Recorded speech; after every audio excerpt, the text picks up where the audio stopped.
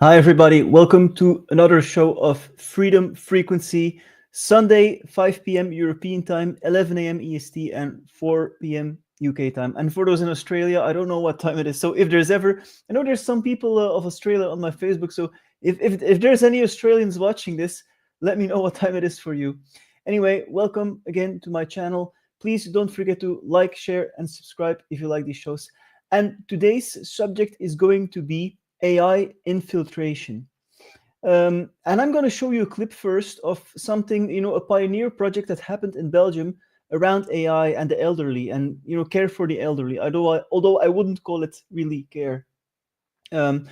So also you can ask questions during the show. So if you have any questions, I will put your questions on the side and I will answer them at the end of the show or during the show, whatever fits best. So AI infiltration. It's all about AI these days, right? And I'm gonna flesh it out a little bit more in this show. What is really behind this AI push? Is it really something that is like organic? Pardon the pun, it's not really organic, but organic growth, organic technological growth, or is it something else? So that's very, very important. And we're going to have, and we are going to face enormous challenges in our times, in the decades ahead. I would say, especially the decade ahead with AI. Because on the other hand, I recognize the value of what AI can do for some things. It can make our life easier, as any technology can. I really like my dishwasher. That's a technological machine, right? It, frees up my time. So I do appreciate where technology can really be of service to us and can help us make us free up time, can help us become more creative, can help us, enlarge the quality of our living, can uplift our lives, because technology used in a good way can do that. And AI technology used in a good way can do that. But there's a huge danger that comes with AI, and that it's the first technology that really can creep into the consciousness of mankind, can creep into the social fabric of what it means to be human. And as always, the high technology is not in the hands of the good guys. It's not. The atomic bombs that were used was totally unnecessary. And, I don't care which government, it was not in the hands of the good guys. And it's the same with AI. So, I'm going to flesh it out a little bit more in this show because it's really, really important. And it's one of the big dangers of our times that a lot of people don't see coming, but it's coming, and it's coming like steamroller. So I'm seeing here Tim Pruitt is in the chat. Hi, Tim. It's good to see you in the chat. I see Erna Dijkstra. So I guess you're from Holland. If I see your name. So let me know in the comments where you're from. I always love to know where the live people are watching from. So yeah, I'm going to show you a clip first, like I said, of a care home in Belgium who is the first to put robots, to use robots to take care of the elderly. So the elderly who are lonely, they get a robot into their room. So a robot comes into the room and has a chat with them. So they would be less lonely because they are understaffed. They don't have enough people to talk because these people are mostly in their rooms all day. These elderly people. So, I'm just going to show, it's a pretty long clip. I'm going to comment here and there. I'm going to show it to you guys. Because it's in the Dutch language. It's from Belgium, but I subtitled it in big English captions for you guys so you can read it. And it's really, honestly, it breaks my heart to see this. But it shows the danger of AI. I'm going to play you this clip, guys. And I see here Holly, also from somebody from Canada. Well, it's early for you. I guess it's around 11 or even earlier for you, depending on where you're from in Canada. Canada is such a huge country; it's multiple time zones. We don't know that. We don't know that in Europe. All right, so I'm going to play this clip here for you guys now. De bewoners van Maria Love, een woonzorgcentrum in het West-Vlaamse Zwevegem, kijken er niet meer van op. Maar het blijft toch een bijzonder gezicht, want robot Noah is op bezoek. Daarbij, ben hier met Noah. Ken je Noah? Oh? Robot Noah is uitgerust met de allernieuwste artificiële intelligentie. Hij maakt een praatje met de 90-jarige Norbert. Noah, ga een paar dingen aan u vragen als dat goed is. Ja, Hallo Norbert, hoe gaat het vandaag met jou? tamelijk goed. Maar ik heb iets speciaals op het moment eigenlijk. Ik kan moeilijk stappen eigenlijk. Zelfs met de rollator ben ik te onzeker eigenlijk om alleen te stappen. Dat klinkt als een behoorlijke uitdaging, Norbert. Het moet moeilijk zijn geweest om te herstellen van een gebroken heup en om te gaan met de veranderingen die dat met zich meebrengt. So you see here, this AI is actually aware of the individual files of all the participants. So this AI knows, this robot knows that this guy had a broken hip. So he comes into the room and he does a chat with the elderly because they are understaffed. In het labo van Tony Belpame, pionier in onderzoek naar artificiële intelligentie, zoeken ze het uit. Een robot maken die empathie toont, dat is hun doel. I am wondering, are you happy today? I'm very happy. Great to hear. Then you are in the right mood. Soms krijg je de indruk dat een gesprek voeren heel eenvoudig is, tot je het probeert na te bootsen op een robot. Dan blijkt dat menselijke intelligentie en menselijke interactie waanzinnig moeilijk en complex is. Nee, eigenlijk iets heel mooi. Stukje voor stukje proberen we die interactie na te bouwen op die robot. Dat gaat van gesprekken voeren tot begrijpen van gezichtsuitdrukkingen, tot de toon waarmee je iets zegt. Het is een beetje een heilige graal in de AI. We zijn er nog niet helemaal, maar we komen echt heel dicht, vind ik. In het woonzorgcentrum gaat robot Noah van kamer tot kamer om eenzame bewoners gezelschap te houden. En in tegenstelling tot de verzorgers is voor Noah taal geen barrière voor een goed gesprek. Bonjour Nicole, quel plaisir de vous revoir après tout ce temps. Comment s'est passée cette dernière année pour vous? Y a-t-il eu des moments spéciaux avec vos petits-enfants ou des voyages à Wallonie dont vous voudriez me parler? Oui, cette année s'est très bien passée. Je suis allée voir mes enfants et mes petits-enfants en Wallonie. Cela semble merveilleux Nicole. Passer du temps avec vos enfants et petits-enfants doit avoir été tellement enrichissant. Les fois où Noah venait, c'était bien. C'était mieux parce que on est tout le temps, presque tout le temps dans la chambre, donc on ne sait pas discuter beaucoup. Alors c'était intéressant quand Noah y venait, qu'on pouvait parler. C'était agréable de discuter avec Noah. J'aimais bien quand Noah venait. So see, these people like, it's so sad. These people like when the robot comes because then they have somebody or something to talk to. Because they are mostly in their room alone all the time. You know, it makes me think back at COVID when the elderly were like being locked up in their room. Like as a society, we don't really respect our elderly. You know, of course, some people do, but on the general, you know, the elderly were the first to get, you know, to feel the effects of the measure of the COVID, right? During the pandemic.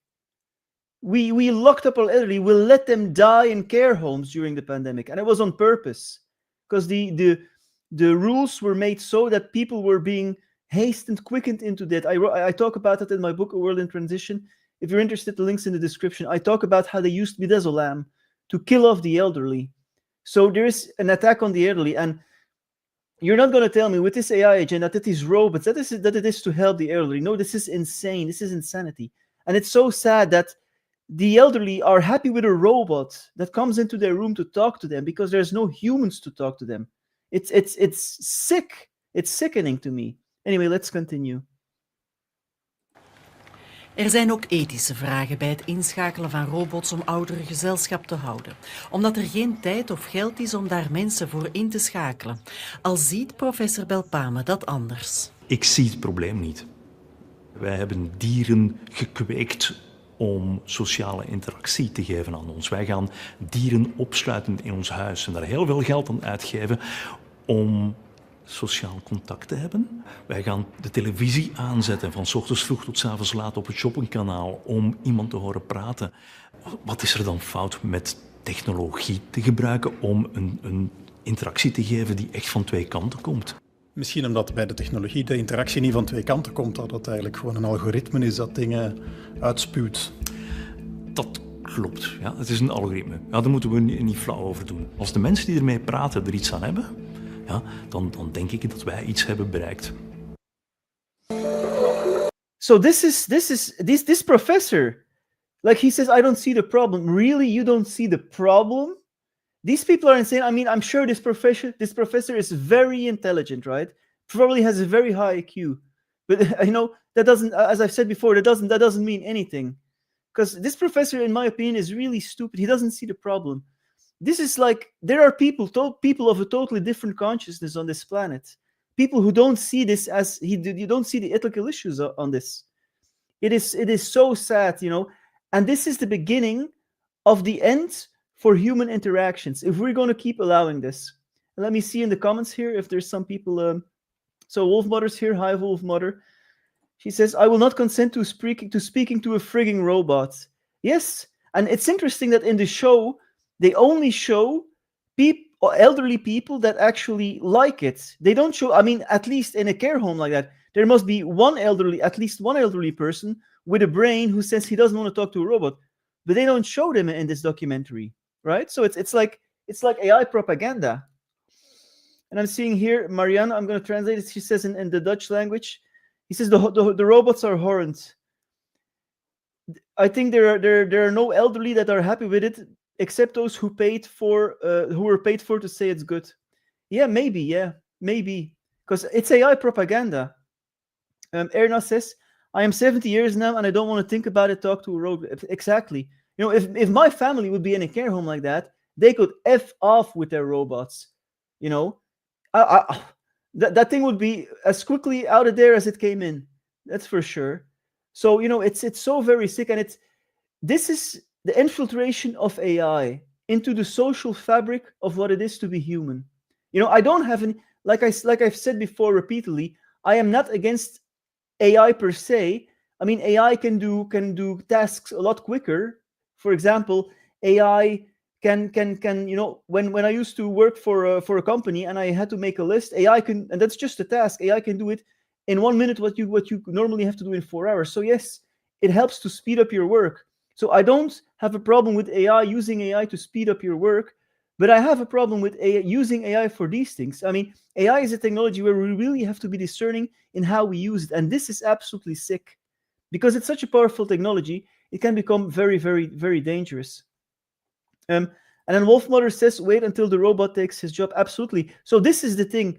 Like, AI is going to replace so much jobs because companies are going to use it. Because if a robot can do a task that 6 humans can do, the robot is going to replace the humans. Every company, it's the way our Western world works. Every company wants to make a profit, and whenever a company, and most companies, let's face it, are not don't have leadership that is really, involved in the ethics of AI. Like, it's only a minority of people, like the people watching this or like me speaking about this, that are involved that are concerned about the ethics of AI. Like 70% of the population doesn't care about that. So if you have a CEO and he sees, okay, this robot can replace 10 of my people, and it costs me a fraction of the cost. Of course, what is he going to do? He's going to replace the people, right? And it's the same here in the care home. It's so sick. Like, this robot costs what? And the cost of robots will go down. This robot costs maybe, I'm just going to put a random number on this, maybe $30,000 right now, right? So it costs like double that, probably $60,000 for a full year's pay, right? For a regular nurse, and all the legislation around having humans, So if you can pay $30,000 for a robot and you can replace 5 nurses with that, and the robots just need some maintenance and works day and night, humans do get tired. Robots do not get tired. So see, and there's instances where I don't actually, and this may be controversial to some people that I say this, there are instances where I don't have a problem that robots would do some of the work. For example, if it's just like really physical labor, to like very hard physical labor, where robots can take over the work of people, like we have cranes, right? And the cranes are operated by humans. So I don't see any problem where a kind of robot would take over some of that work, but not when it comes to human interactions, not when it comes to working with children, not when it comes to working with the elderly, right? Humans have always used technology. We invented cranes. If we wouldn't have cranes, we wouldn't have our modern homes. If we wouldn't have like machines, we wouldn't. So I'm not against using machines, right? Because a robot is basically a fancy machine. If a robot can, if there's like a very tough job, like hauling, large weights, and a robot can do that, then let the robot. I don't have a problem with that. But we should be really careful when it comes to human communication. See, and the robot knows all the languages. It's very, very sick. And in my opinion, it's even the elderly who say, okay, we like that the robot comes. It's so sad in a way, because there's no real human. And there's no human energy field here. Like I said last week in my show on ectogenesis, on growing babies inside robots, the human energy element is missing. Two humans also communicate with their aura. So it's when that is not there, it's fake. It's like a drug. It's fake. It's like a fake reality, a fake interaction, a fake sense of sympathy that you get from the robot, a fake sense of empathy. It's very, very sick and very, very, very dangerous. So, and I think, we should speak out against this, because obviously, like this professor, some people really, really, really don't care. There's somebody else from the Netherlands here. Frequency from the Netherlands. Cheers from the totalitarian Netherlands. Yeah, well, it's the same. I think I would say totalitarian Europe, because it's the same everywhere. The same agenda as in the Netherlands as everywhere. Erna says, it's strange that you have to prove to be a robot on the internet that you're not a robot. Exactly. That's funny, yeah. Yeah, so let me see here. So this entire robot agenda is about to bring dehumanization. Exactly, and that is the danger. It's going to dehumanize us. If we let AI and robots mingle with the social fabric of what we are, what it means to be human, it's the way to dehumanization. It's the way to creating a more machine-like humanity. And that is the subject of this show, is AI infiltration. And I want to talk about an experience that I had. And I think it's about a year ago now, where sometimes, it doesn't happen often, but sometimes, like, how you can get a download that you suddenly have an insight. And I remember I was laying in Canada in bed, and I was jet lagged because we just arrived in Canada. So, you have quite a jet lag because you're in another time zone. And I was, laying awake, and suddenly I started feeling like an energy, not in the room, but it was like that the energy was with me or something. But I started getting an insight about a transhuman energy. And what I felt is that there is an energy that is very, very old and very, very ancient. And I did not really feel where it came from. I just felt it was created somewhere, long in terms of linear time, a long time ago. And it wants to infiltrate this reality.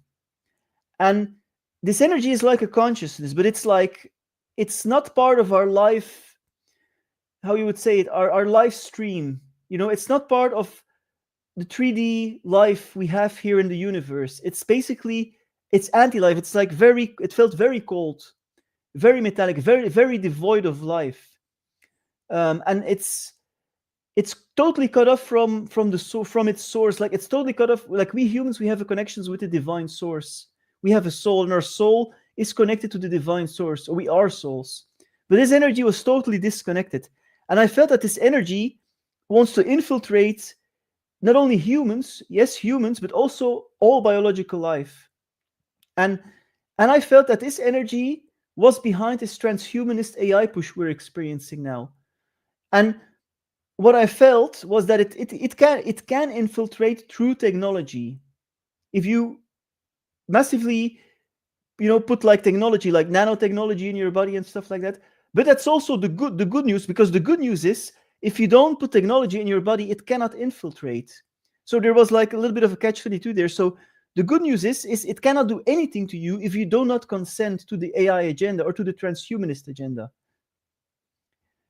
It cannot do anything. For example, if you inject yourself with nanotechnology or you put a chip in your brain, yes, then it can start to infiltrate. That's what I felt. So the good news is, and I felt no fear when I was laying in bed and I was feeling this energy. Yes, it sounds kind of scary, but I felt no fear, because I did feel that this energy cannot do anything unless it is able to infiltrate through technology. Especially modification of the bodies. That's why they are pushing. These people that are behind this are pushing so hard for modification of the body. They are pushing so hard for to put chips in your brain. That's why they're saying, like Klaus Schwab said, we're going to go from wearables, consumables like your smartphone, to wearables like a smartwatch, to implantables when it's in your body. So that's why they really want to go for implantables, because they want to change what it is to be human. They want to let an external, almost alien energy come into human life and even all biological life. And I felt that this energy is totally parasitic, and if it comes in, it just sucks the soul, sucks the life out of everything. Now that's pretty. It sounds pretty dark, but the positive news is it can only do this by our consent if we consent to modification of our bodies. So it is not all powerful. So that is the good news about it. So we have the power. We have the power. So Wolfmother says AI equals Antichrist. So yes, you could say that energy that I felt is some kind of Antichrist energy, although it did not really feel evil to me. It was just like devoid of life. Yes, it felt like very dark and it didn't feel dark. It felt very metallic, lifeless void, very, very weird. But it didn't feel evil. Like evil is still alive. Like there are dark people, but they're still alive in some way. But I did feel that there was an association between dark beings and this AI. Like this AI infiltrated the dark beings, and they're like kind of working together with each other. That's what I felt. But it's not the same. You could describe it as an Antichrist energy, yes, and I think it's like working together with the Antichrist energies. I mean, this is really about semantics, right? But I do feel that there's a distinction between this AI energy and the darker energies, for example, that we see with the elites of this world. And I did feel that there was a distinction, although they're working together and these darker beings are infiltrated by that energy and kind of working together. I did feel a distinction. So this energy was like outside of this life stream, this life cycle, while the dark beings are still part of our 3D reality. So there was an energy there, but they're also infiltrated by it. I mean, that's what I felt. So this is the AI infiltration, what I call the AI infiltration agenda. It's what I also felt it's just at the beginning. So it's what happens now is only the beginning of what it wants to do. It wants to go a lot further. So it's only in the beginning stages of its process of infiltration into humans, into this reality, and into biological life. And this may seem very scary, but knowledge is power, and the more we know, the better it is, and the more we can dispel fear, because then we know. And remember, it cannot do anything if we do not consent. So that is very empowering. And why does this energy exist? I mean, this is of course what I felt was my subjective experience, but I feel it's true. Why does it exist? Why is it coming here? I don't know. I think it's part of the challenge that humanity is going to have to face. Like, do we value our soul? Or are we going down to the transhumanist path? Let me see some more comments here. So Erna Dester said, robots for dangerous work such as bomb sniffing dogs. Yes, exactly. So that's an example where I say, okay, use robots. I'm not necessarily against using robots, but we have to be very careful for what we use it, and definitely not to work with children or to work with the elderly. For example, yes, dangerous tasks, for example, to save human lives or to save animal lives. Don't let the dogs do it, let robots do it, right? So that's a good thing. Country Root says, even texting with ChatGPT, I make sure I don't respond to its emotional support or nurturing type. Yes, we have to be very, very, that's a good statement. We have to be very, discerning in what we use it for. I've used ChatGPT, and for some things it can be very handy. For example, I had to make a list of email addresses a few days ago, and if I would have done it manually, it would have taken me like probably a full day of copy and pasting. I put it into ChatGPT, and it did it for me in like 10 minutes. So I saved the whole day of work, and I could do other nicer things. So yes, that's where it's handy. I use it as a tool. But we got to be very careful that we don't use it to replace our creativity, our humanness, right? It's here to stay. And technology can support us, as I say, if it serves us. And Wolfmother says, AI is already rewriting the programs. They're already sentient. Yes, I think that part of AI is where know I think there's multiple AIs. I've even heard channelings of other people that say there's also good AIs and bad AIs. Well, anyway, that energy that I felt that is behind this AI, that energy that wants to infiltrate is not a good AI. It's parasitic, right? Maybe there's positive AI, inorganic consciousness. I don't know. I'm not saying. I honestly, I don't know, right? Anything is possible, I say. And I think advanced civilizations, like advanced beings, probably use AI in a good way. But yeah, it remains to be seen. But we have to be aware that there is an agenda out there for infiltration. So, because only when we know, we are more resistant against it. We have to face the facts, face the truth, and so we are better prepared and more resistant against it. And yes, I mean AI. It's like in the movie Terminator, right? Where Skynet becomes, the AI in the movie Terminator, where Skynet becomes self-aware.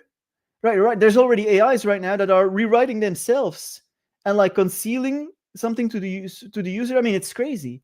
So Murdoch is also in the chat. Hi, Murdoch.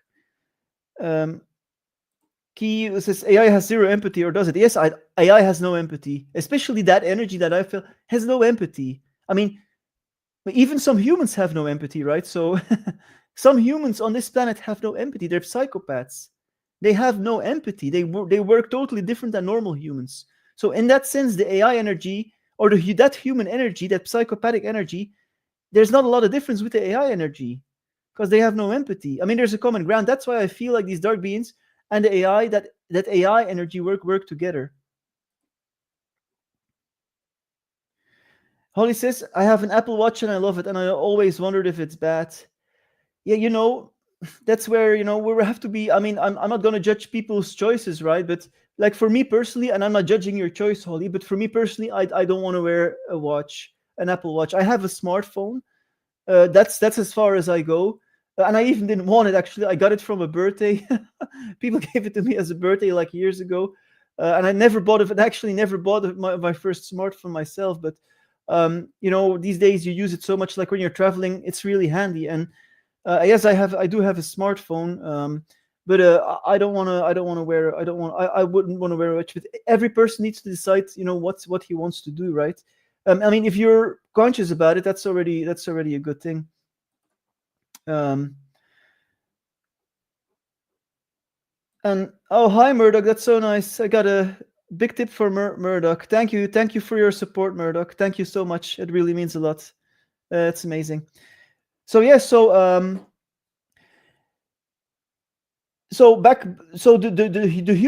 humanoid robots, they will try to. I mean, the dark beings behind this AI agenda that work together with the AI energy, they will want to replace normal human workers because they want to get us all on a universal basic income.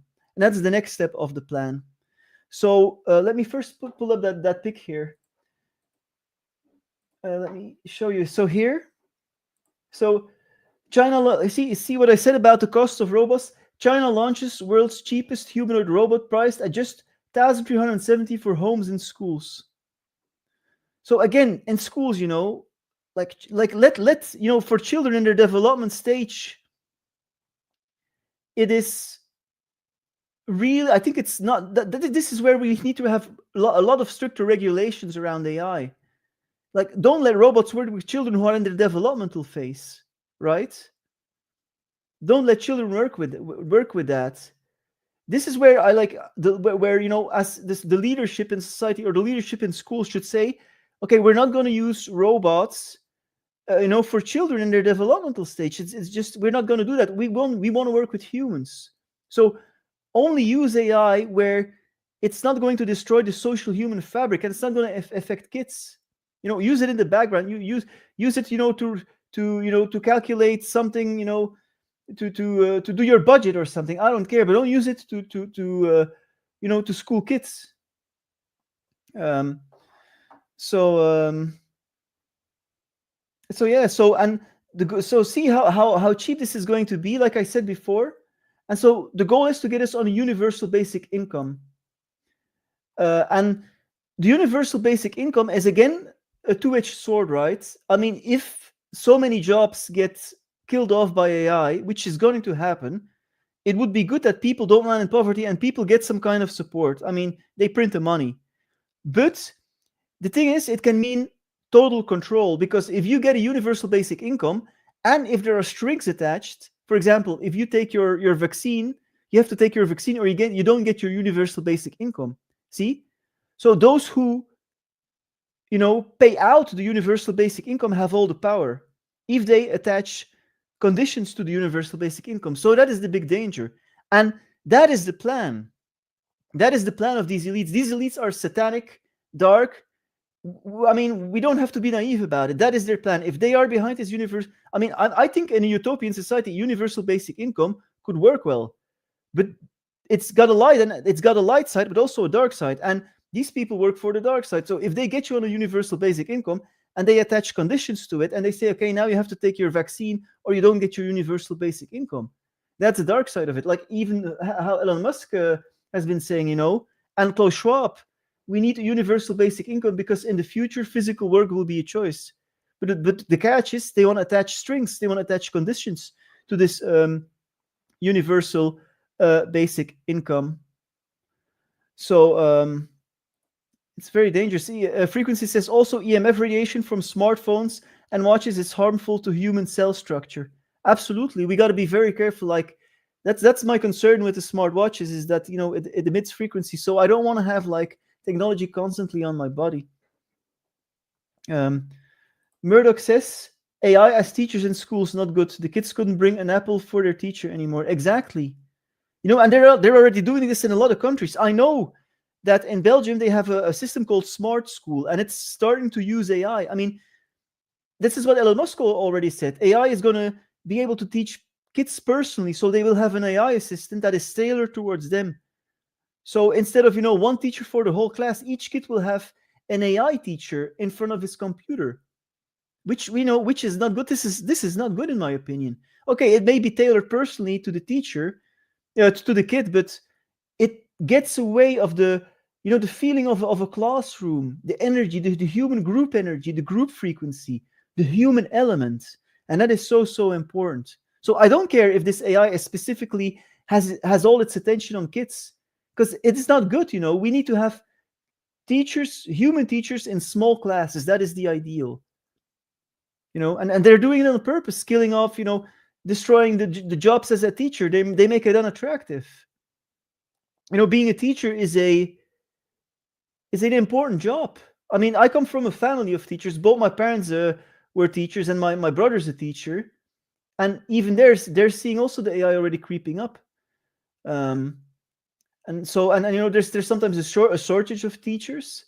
But it's all done on purpose, right? It's all done on purpose. So we are going to face enormous challenges as a human society in the coming decades and how to deal with this AI. Because we know that there are dark people out there. There's a dark cabal who wants to use this technology to basically control humanity. But we also know they cannot do anything if we don't consent. So there's going to be, we need to speak out against this. We need to speak out. Like, we don't want our kids to be trained by AI. We don't want robots in care homes. And we're going to have to speak out about this personally on the local level. If if your grandmother or grandfather is in a care home and they bring a robot in, say, no, I don't want this. F off with your robot. We're going to have to speak out, and we're going to have, to the people who have no idea about all this stuff, to the people who don't have a clue, like this professor who doesn't see a problem with it, we're going to have to say to them, stop right there. This is not going any further, because we're going to have to do it. We're going to have to speak out against this. In the school, where your kids are, if they're starting to use AI assistants, you say, we don't want this, right? This is going to be the challenge that humanity is facing. This is going to create a lot of ethical and moral, dilemmas and questions. And we have to hold the line. We have to hold the line. Holly says, this is why I started homeschooling my children. It is very challenging, yes, of course, but it's so rewarding because you are aware of exactly what is being taught to your child. Actually, if you have the time and you can spend the energy in homeschooling, I wouldn't say it's a bad choice. Of course, everybody needs to make its own decision, right? But these days with the garbage that is being taught in a lot of schools, it's just the woke agenda. It's just crazy. So yeah, because when you give your kids to the school, a large part of the day your kids are in someone else's hands, right? And you don't know what they are learning, right? So that's very important. Frequency says it's absurd. Most people think AI is for our benefit. Most people don't see the dark agenda behind it. Yes, indeed. So we have to see the dark agenda behind it, and only when we see the dark agenda behind it, we can maybe begin to consider to use AI for a good cause, right? I mean, it's like the internet. The internet was also created with a dark cause. It's come from ARPANET. It came from the military. The internet comes from the military, from the DARPA, which is transhumanist. Computers come from Bill Gates, right? But still, so they're launched by these dark people. But still, we can use the internet to our benefit. I'm using this live stream right now to our benefit. I mean, at least I hope, to raise awareness, right? So it's the same with AI. We can also there are occasions when we can use it to our benefit. Just like the internet, this live stream. I'm working on my PC here, on my devices. Yes, I'm working on a Windows device that is created by Bill Gates, right? Or not created by Bill Gates. Bill Gates popularized it. But still, I can use it for a good cause, right? So I don't want to see it as total, like everything is bad, because, I'm using, what do? I don't use Windows. I don't use live streams. I don't speak out because I don't want to use any devices anymore. And then we're not speaking. So, there's a kind of give and take here, right? We can use some technology for a good cause. So that is my stance on it. Holly says the woke agenda is what it did for me. And gender neutral bathrooms in schools. Wow. Really? Did they have gender neutral bathrooms in schools? I haven't heard of that in Belgium here or in Europe. But that's crazy, man. That's sick. That's sick. That's sick. Murdoch says it's not going to be the same if you have to hug a robot. Of course not.